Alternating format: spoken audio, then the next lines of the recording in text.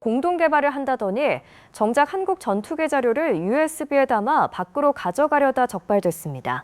처음 이 소식이 알려졌을 때 많은 사람들은 충격을 받았습니다. 대한민국이 수십 년 동안 축적한 항공기술이 공동 개발이라는 이름 아래 너무 쉽게 밖으로 새어나가는 것 아니냐는 우려가 쏟아졌기 때문입니다. 실제로 KI에서 근무하던 인도네시아 기술진은 KF-21 관련 자료가 담긴 USB를 반출하려다 적발됐고, 이 사건은 양국 방산협력 전체를 뒤흔드는 초대형 갈등으로 번졌습니다. 수사는 1년 반 가까이 이어졌습니다. 결국 검찰은 핵심 방산 기술이 포함됐다고 보기 어렵다는 이유로 무혐의와 기소유예 처분을 내렸습니다. 하지만 여기서 우리가 놓쳐서는 안 될 사실이 있습니다. 형사 절차가 마무리됐다는 것과 한국이 기술을 아무 제약 없이 넘겨주게 됐다는 것은 전혀 다른 이야기라는 점입니다. 오히려 그 이후 상황은 정반대로 흘러갔습니다. 인도네시아는 당초보다 크게 줄어든 분담금 조건에 합의했고, 기술 이전 범위 역시 다시 조정됐습니다. 한국은 공동개발 협력은 이어가면서도 KF-21의 핵심 기술과 주도권은 더욱 확실하게 관리하는 방향으로 판을 다시 짠 것입니다. 그리고 더욱 흥미로운 것은 여기서부터입니다. 어렵게 기술 유출 논란을 정리하자 이번에는 해외 공급망이라는 또 다른 벽이 KF-21 앞에 나타났습니다. 하지만 대한민국은 이번에도 같은 선택을 하지 않았습니다. 오히려 이 위기를 한국 항공산업을 한 단계 더 성장시키는 기회로 바꾸려는 움직임이 시작되고 있습니다. 많은 사람들이 이번 사건을 단순히 인도네시아가 분담금을 늦게 낸 문제 정도로 기억합니다. 하지만 우리가 주목해야 할 것은 돈보다 훨씬 중요한 기술이었습니다. KF-21은 대한민국이 약 9조 원에 가까운 예산을 투입해 독자 개발한 첫 초음속 전투기입니다. 기체 설계부터 비행 제어, 항전 장비 통합, AES의 레이더까지 수많은 핵심 기술이 집약된 대한민국 방산 기술의 결정체라고 해도 과언이 아닙니다. 이런 사업에 인도네시아는 공동개발국 자격으로 참여했습니다. 당초 총 개발비의 약 20%를 부담하는 대신 시제기와 일부 기술 자료를 이전받기로 했습니다. 하지만 시간이 흐르면서 약속했던 분담금은 계속 밀렸고, 공동개발 사업은 예상보다 훨씬 큰 불확실성을 안게 됐습니다. 설상가상으로 KA에 파견돼 있던 인도네시아 기술진이 KF-21 관련 자료가 담긴 USB를 외부로 반출하려다 적발되면서 양국 신뢰는 크게 흔들렸습니다. 물론 수사 결과는 많은 사람들이 예상했던 것과는 조금 달랐습니다. 검찰은 반출을 시도한 자료에 국가 핵심 방산 기술이 포함됐다고 보기 어렵다며 일부 혐의는 무혐의, 일부는 기소유예 처분을 내렸습니다. 하지만 이것이 아무 문제도 없었다는 뜻은 결코 아니었습니다. 오히려 한국 정부는 이 사건을 계기로 기술 보호 체계를 더욱 엄격하게 점검했고, 공동개발에서 이전할 수 있는 기술과 절대 넘길 수 없는 기술의 경계를 다시 명확하게 설정했습니다. 결국 한국은 사업 자체를 포기하는 대신 협력은 이어가되 기술 주도권은 더욱 확실하게 가져가는 방향을 선택했습니다. 인도네시아의 개발 분담금은 기존 1조 6천억 원에서 6천억 원으로 조정됐고, 그에 맞춰 기술 이전 범위 역시 축소하기로 합의했습니다. 이것은 단순히 돈을 깎아준 것이 아니라 한국의 가장 중요한 자산인 핵심 기술을 더욱 철저하게 관리하는 새로운 기준을 세웠다는 의미가 더 큽니다. 그리고 바로 이 결정이 훗날 KF-21의 수출 경쟁력에도 예상치 못한 영향을 주기 시작합니다. 공동개발 사업으로 출발했던 KF-21이 이제는 대한민국과 주도하는 수출형 전투기로 방향을 바꾸는 중요한 전환점이 만들어진 것입니다. 인도네시아와의 협상이 마무리되면서 가장 크게 달라진 것은 계약서 한 장이 아니었습니다. 대한민국이 앞으로 KF-21을 어떤 방식으로 해외에 판매할 것인지 그 방향이 훨씬 선명해졌다는 점입니다.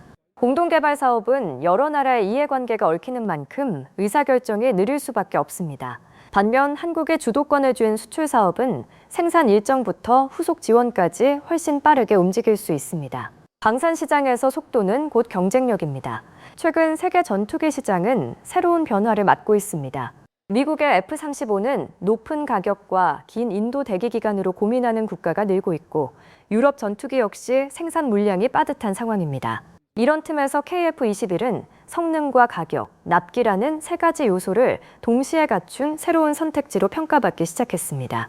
특히 FA-50을 성공적으로 운용 중인 국가들은 자연스럽게 상위 기종인 KF-21에도 관심을 보이고 있습니다. 우리 입장에서 중요한 것은 단순히 전투기 몇 대를 더 파는 것이 아닙니다. 전투기 수출은 이후 수십 년 동안 이어지는 정비와 성능 개량, 부품 공급, 조종사 교육까지 하나의 산업 생태계를 함께 수출하는 사업입니다. 한 번 계약이 성사되면 항공전자, 엔진 정비, 무장 통합, 시뮬레이터, 군수 지원까지 국내 수많은 기업이 함께 성장하는 구조가 만들어집니다. KF-21 한 기종의 성공이 한국 방산 전체의 경쟁력을 끌어올리는 이유도 바로 여기에 있습니다. 이 때문에 방위사업청이 인도네시아와의 협력 관계를 유지하면서도 동시에 동남아시아 다른 국가들과의 협력을 확대하겠다고 밝힌 점은 의미가 큽니다. 특정 국가 하나에 의존하는 구조에서 벗어나 시장 자체를 넓히겠다는 전략이기 때문입니다. 실제로 동남아는 노후 전투기 교체 수요가 꾸준히 증가하는 지역으로 평가받고 있으며 한국은 FA-50을 통해 이미 신뢰를 쌓아온 경험을 갖고 있습니다. KF-21은 그 기반 위에서 한 단계 더 높은 시장으로 올라서는 시험대가 되고 있습니다. 하지만 해외 시장이 아무리 넓어져도 해결해야 할 과제는 남아 있습니다. 수출 계약을 늘리는 것만큼 중요한 것이 안정적인 생산 능력입니다. 그리고 바로 그 지점에서 대한민국은 또 다른 현실과 마주하게 됩니다. 이번에는 공동개발 파트너가 아니라 핵심 부품 공급망이라는 새로운 장벽이 모습을 드러내기 시작한 것입니다. 그런데 인도네시아 변수보다 더 오래 KF-21의 발목을 잡을 수 있는 문제가 하나 남아 있었습니다. 바로 핵심 부품 공급망입니다. 아무리 뛰어난 전투기를 개발해도 특정 부품을 해외 업체 한 곳에만 의존한다면 생산 일정과 가격은 언제든 외부 변수에 흔들릴 수 있습니다. 방산 산업에서 기술 독립이 중요한 이유도 여기에 있습니다. 최근 KF-21 일부 핵심 부품을 공급하는 미국 업체와의 계약 문제가 알려지면서 이런 현실이 다시 한번 드러났습니다. 특정 부품 가격 인상과 생산 조건을 둘러싼 논란은 단순한 계약 분쟁이 아니라 해외 공급망 의존이 계속될 경우 앞으로도 비슷한 문제가 반복될 수 있다는 경고였습니다. 전투기 한 대의 경쟁력은 성능만으로 결정되지 않습니다. 원하는 시기에 안정적으로 생산할 수 있는 능력까지 갖춰야 비로소 세계 시장에서 경쟁력을 인정받을 수 있습니다. 대한민국가 선택한 해법은 의외로 단순했습니다. 부족한 부분을 감수하는 대신 직접 만들겠다는 것이었습니다. KF-21 개발 과정에서도 비슷한 일은 여러 번 있었습니다. 처음에는 해외 기술 없이는 불가능하다는 평가를 받았던 AES의 레이더도 결국 국내 기술로 개발에 성공했고 지금은 한국 방산의 대표 경쟁력으로 자리 잡았습니다. 해외 기술 의존을 줄이는 과정은 시간이 걸리지만 한번 국산화에 성공하면 가격과 생산 일정, 후속 군수 지원까지 모두 스스로 결정할 수 있는 힘이 생깁니다. 이 변화는 수출 경쟁력에도 직접 연결됩니다. 구매국 입장에서는 성능이 좋은 전투기보다 필요한 시기에 안정적으로 인도받을 수 있는 전투기를 더 높게 평가합니다. 한국의 핵심 부품까지 자체적으로 공급할 수 있는 체계를 갖출수록 KF-21은 외부 변수에 덜 흔들리는 플랫폼이 되고 이는 곧 국제시장에서 신뢰로 이어집니다. 단순히 전투기를 판매하는 나라가 아니라 개발부터 생산, 유지, 보수까지 책임질 수 있는 항공 강국으로 한 단계 더 도약하는 기반이 마련되는 것입니다. 결국 KF-21을 둘러싼 지난 몇 년의 과정은 하나의 공통된 결론으로 이어집니다. 기술은 지켜야 할 때 지켰고 협력은 필요한 만큼 이어갔으며 해외 의존은 줄이기 위한 새로운 도전을 시작했습니다. 이것이 대한민국 방산이 지금 세계 시장에서 주목받는 가장 큰 이유이며 앞으로 KF-21의 진짜 경쟁력도 바로 여기에서 결정될 것입니다. KF-21을 둘러싼 지난 몇 년은 대한민국 방산이 어디까지 성장했는지를 보여주는 과정이었습니다. 공동개발은 예상치 못한 갈등을 겪었고 기술 보호와 협력의 균형이라는 쉽지 않은 선택도 해야 했습니다.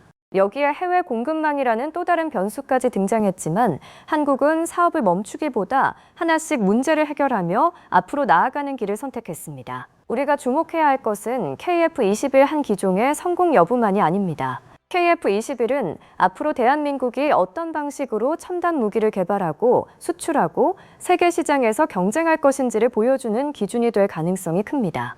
한 나라가 전투기를 독자적으로 설계하고 양산할 수 있다는 것은 단순한 기술력이 아니라 국가 산업과 외교, 안보 역량이 함께 뒷받침돼야 가능한 일입니다. 앞으로도 해결해야 할 과제는 남아 있습니다. 핵심 부품 국산화는 계속 추진돼야 하고 첫 해외 수출 계약도 반드시 성사시켜야 합니다. 하지만 지금까지의 과정을 보면 분명한 사실 하나는 확인할 수 있습니다.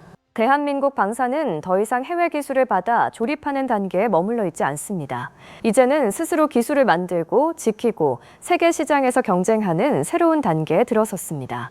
여러분은 이번 KF21 공동개발 조정이 한국 방산에 어떤 의미를 남겼다고 생각하시나요? 또 앞으로 KF21이 세계 전투기 시장에서 어느 정도 경쟁력을 보여줄 수 있을지 의견을 댓글로 남겨주시기 바랍니다.